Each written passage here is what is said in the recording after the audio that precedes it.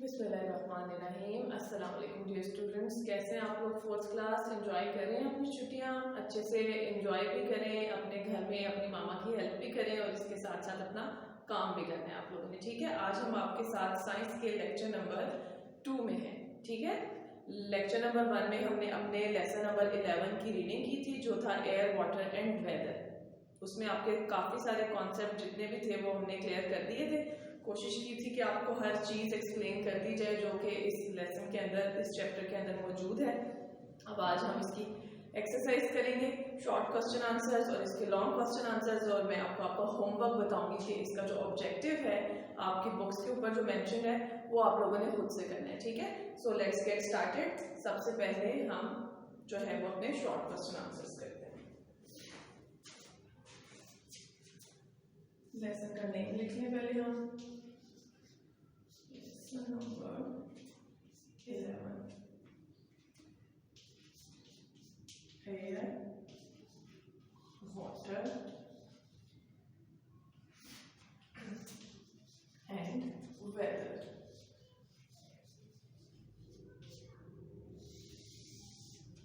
ऊपर हम हेडिंग देंगे अपनी शॉर्ट क्वेश्चन आंसर्स की।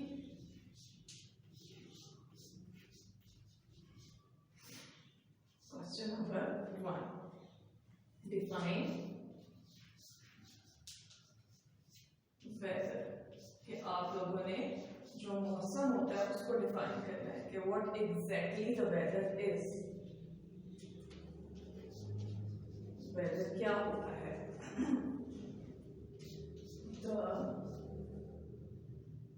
State of the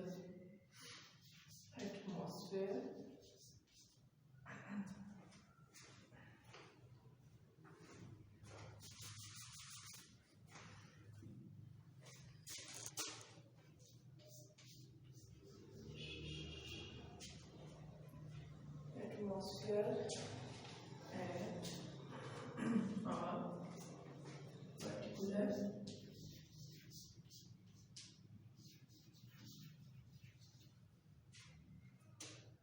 place and time as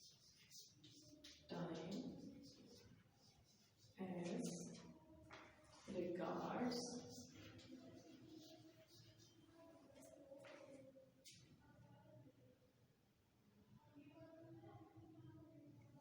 heat,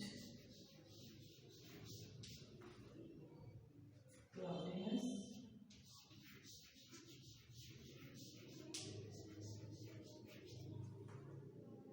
dryness,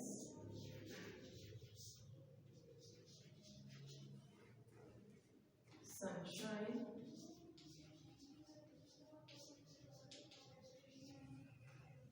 wind, rain, etc. is called weather. हमने अपने बोर्ड के ऊपर अपना लेक्चर नंबर मेंशन नहीं किया तो हम पहले वो करते हैं। ओके, अब ये है आपका जो डिफाइन वेदर। वेदर को डिफाइन करें कि वेदर क्या होता है। The state of the atmosphere, के जो फिजा की जो हालत होती है एट अ पर्टिकुलर, एक खास प्लेस पर, जगह पर, एंड टाइम और वक्त में, एज रिगार्ड्स कि वो किस तरह से है। हीट में है, वहां पर गर्मी है। क्लाउडीनेस, वहां पर बादल है। ड्राईनेस, वहां पर खुश्क मौसम है। सनशाइन, या वहां पर सूरज है। विंड, हवा चल रही है। या रेन, ये सब जो कंडीशंस हैं ये जो है ये वेदर कहलाती है। It's called weather. यानी कि एक स्पेसिफिक जो जगह है उसमें जो आपकी इर्द गिर्द की फिजा है उसमें ये हालात में से अगर कोई एक कंडीशन होगी तो वो हमारा वेदर होता है। ठीक है, अब नेक्स्ट क्वेश्चन करते हैं। What is hello?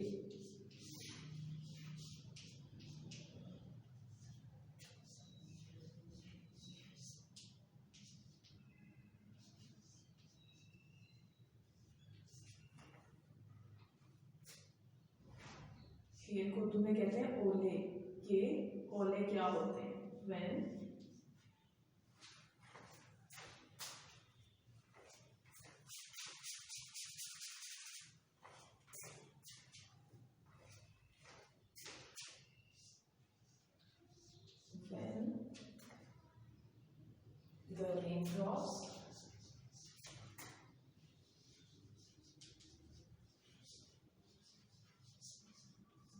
the raindrops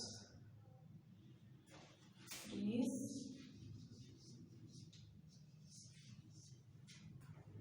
and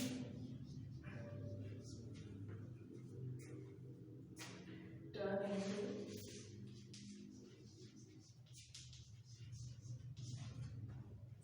ice. This is called hail.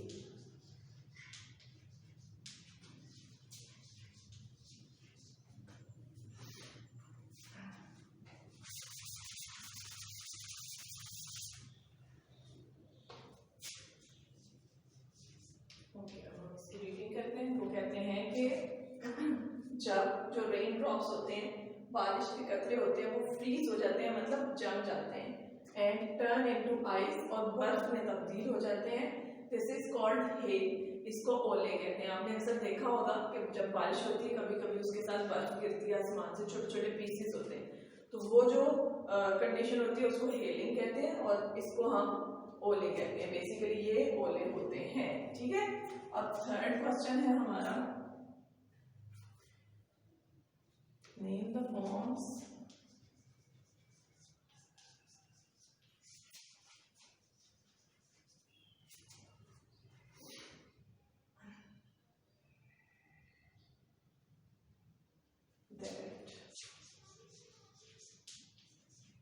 water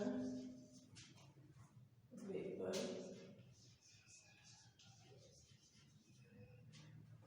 takes on cooling.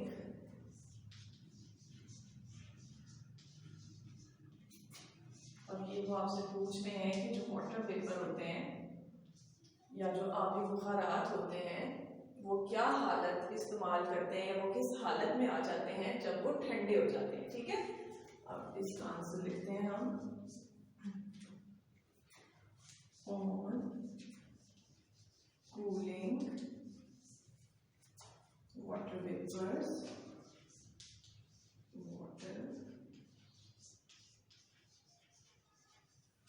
जब वाटर वेपर्स या आबी बुखारात ठंडे हो जाते हैं, चेंज इनटू, तो वो बदल जाते हैं into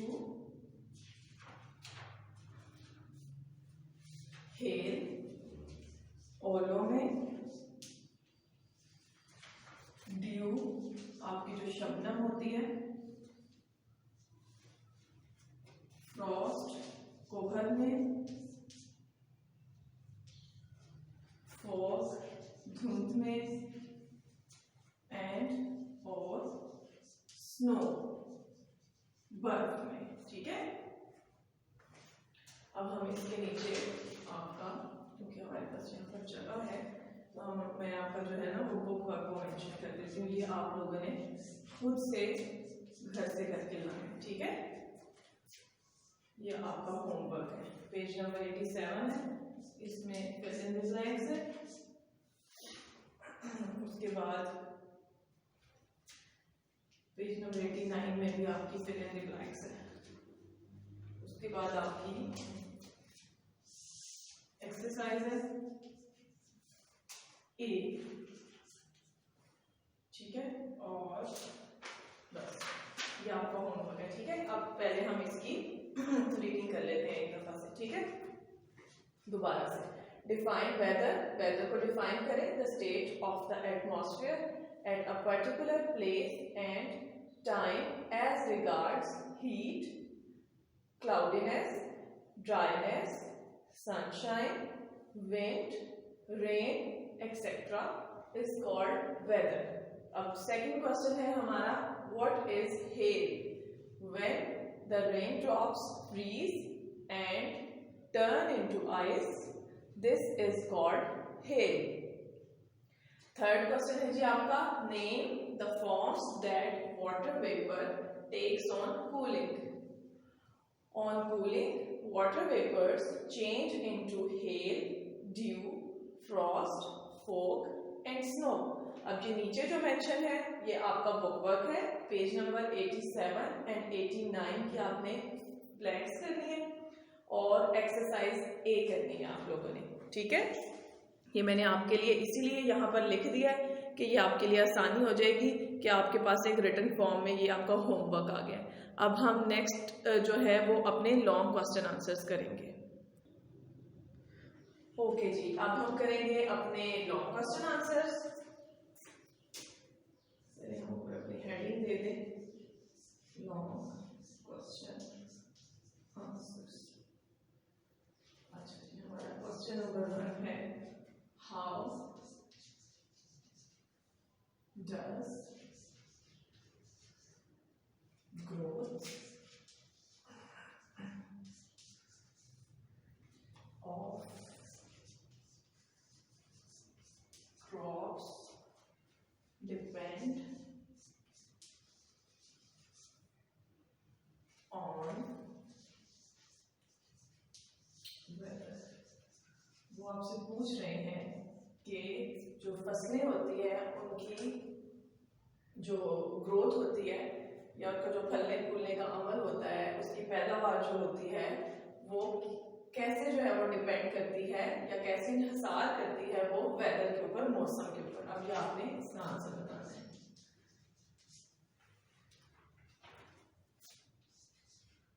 weather should be suitable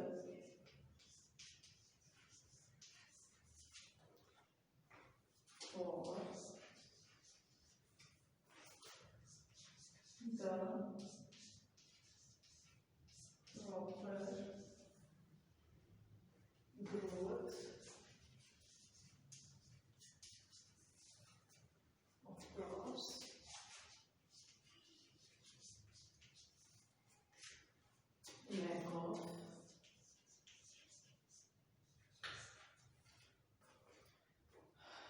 lack of rains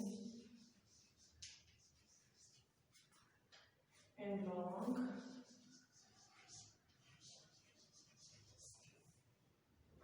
hot and dry periods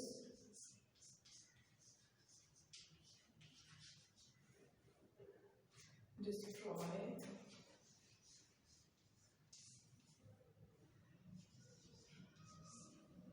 the crops. अब यहाँ पर आपका पैराग्राफ खत्म हो गया, इससे आगे आपने नहीं लिखना, नेक्स्ट लाइन से लिखना. Hailstones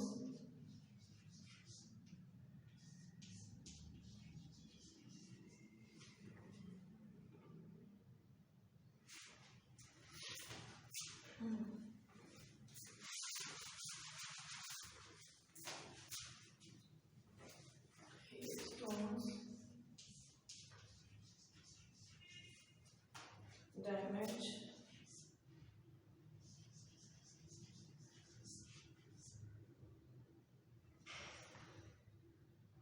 the blossoms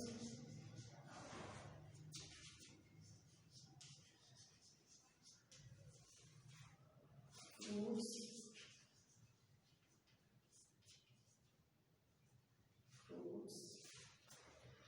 ears of grains.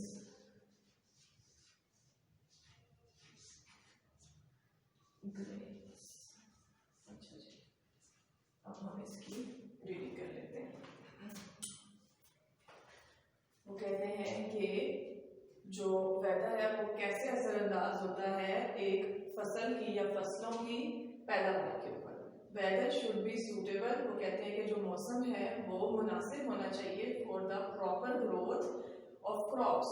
जो फसलें हैं उनकी एक मुनासिब पैदावार के लिए या मुनासिब नशोनुमा के लिए हमारे पास जो वेदर है वो मुनासिब होना चाहिए, सूटेबल होना चाहिए. लैक ऑफ रेन्स बारिश का ना होना, and long hot and dry periods, और जो बहुत लंबा गर्म और खुश्क मौसम जो होता है, डिस्ट्रॉय द क्रॉप्स, वो जो है वो हमारी जो फसलें हैं उनको तबाह कर सकता है। हेलस्टॉर्म्स, जो ओले होते हैं, ओले बरसते हैं आसमान से, डैमेज द ब्लॉसम्स, ये डैमेज कर देते हैं, नुकसान पहुंचाते हैं ब्लॉसम्स को, फूलों को, फ्रूट्स को, फलों को, और ईयर्स ऑफ ग्रेन यानी कि जो अनाज के दाने होते हैं, ठीक है, उनको नुकसान पहुंचाते हैं। अब हम अपना सेकंड क्वेश्चन करेंगे।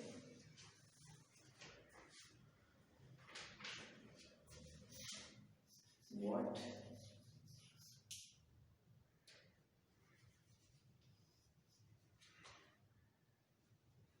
is the difference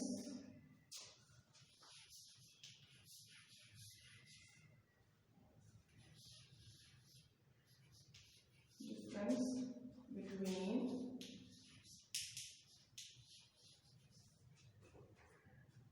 dew and frost? अब वो आपसे सवाल कर रहे हैं कि शबनम और ओखर के अंदर क्या फर्क है।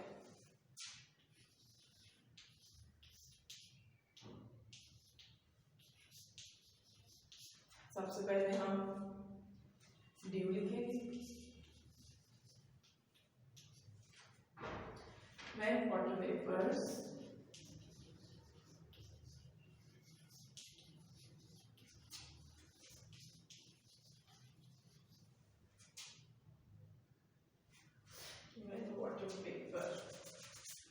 जब जो आबी बुखारात होते हैं, कंडेंसेस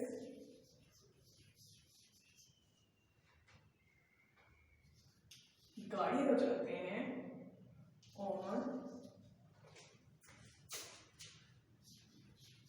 कोल्ड ऑब्जेक्ट्स, ठंडी चीजों के ऊपर, लाइक जैसा कि लीव्स, फ्लावर्स, फूल, एंड विंडो पेन्स, जो खिड़की के शीशे होते हैं। ड्यू इज फॉर्म्ड, तो शबनम बनती है। आपने देखा होगा कि आपकी जब आपकी सर्दियों में आपकी खिड़की के अगर बाहर की साइड पर कोई खिड़की होती है तो उसके ऊपर सुबह सुबह जो है वो आपको एक मिस्टी सा टेक्सचर नजर आता है, जैसे कुछ धुंधला धुंधला है। जब आप उसको टच करते हो तो वो आपको वेट भी फील होता है, तो वो जो होता है ना वो आपकी ड्यू होती है, जिसको शबनम कहते हैं। या फूलों के ऊपर या पत्तों के ऊपर जब आप सुबह सुबह देखते हैं तो वो छोटे छोटे कतरे होते हैं, पानी सा फील होता है, वो हमारी ड्यू होती है, ठीक है। अब हम करेंगे अपनी फ्रॉस्ट यानी कि ओखर।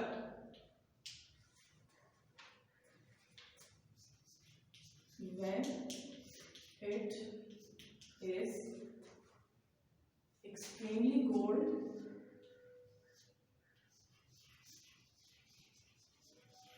वो कहते हैं कि जब शदीद सर्दी होती है, एक्सट्रीमली कहते हैं शदीद को, द ड्यू, तो जो ड्यू होती है, जो शबनम होती है, फ्रीजेस, वो जम जाती है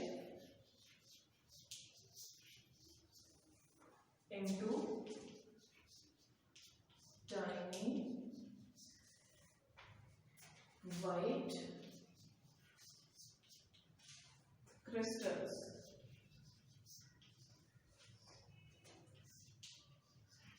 छोटे छोटे सफेद क्रिस्टल्स के अंदर वो चेंज हो जाती है, यानी जो चमकदार सी कलमे टाइप बन जाती है ना सुबह बहुत सर्दी के अंदर बर्फ, और फ्रॉस्ट, इसको हम फ्रॉस्ट कहते हैं या फिर हम इसको ओखर कहते हैं। अब यहाँ पर क्योंकि हम लोग तो मैदानी इलाकों में रहते हैं, यहाँ पर तो इस तरह की सर्दी नहीं होती है, लेकिन जब आप हिल स्टेशंस पर जाते हैं तो जब बहुत सर्दी होती है तो सुबह जब आप उठते हैं तो आप इस तरह ये सिचुएशन आप वहाँ देखते हैं कि सुबह वो क्रिस्टल टाइप बर्फ जो है ना वो बनी हुई होती है, क्योंकि मौसम बहुत ठंडा होता है, तो जो ड्यू होती है वो जम जाती है। जो ड्यू को मजीद जब हम ठंडा कर देते हैं, उसको मजीद फ्रीज कर देते हैं, बहुत ठंडे टेम्परेचर पे ले जाते हैं, तो वो हमारी फ्रॉस्ट बन जाती है। ठीक है, चलिए अब हम इसको एक दफ़ा से इसकी रीडिंग कर लेते हैं ताकि आपका कोई प्रोनाउंसिएशन का मसला है तो वो पूरा हो जाए। मैं आपको इतनी ध्यान से और बार बार रीडिंग इसीलिए कराती हूँ कि आपका जो प्रोनाउंसिएशन है, आपका जो तलफ़ुज़ है वो सही हो, किस वर्ड को कैसे अदा करना है वो आपको पता होना चाहिए। How does growth of crops depend on whether? Weather should be suitable for the proper growth of crops. Lack of rains and long, hot and dry periods destroy the crops. Hailstones damage the blossoms, fruits, ears of grain. ठीक है, अब next question है हमारा, What is the difference between dew and frost?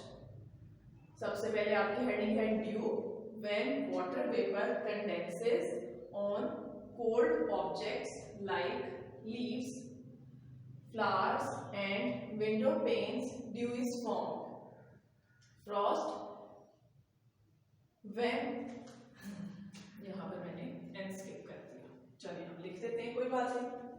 When it is extremely cold, the dew freezes into tiny white crystals called frost.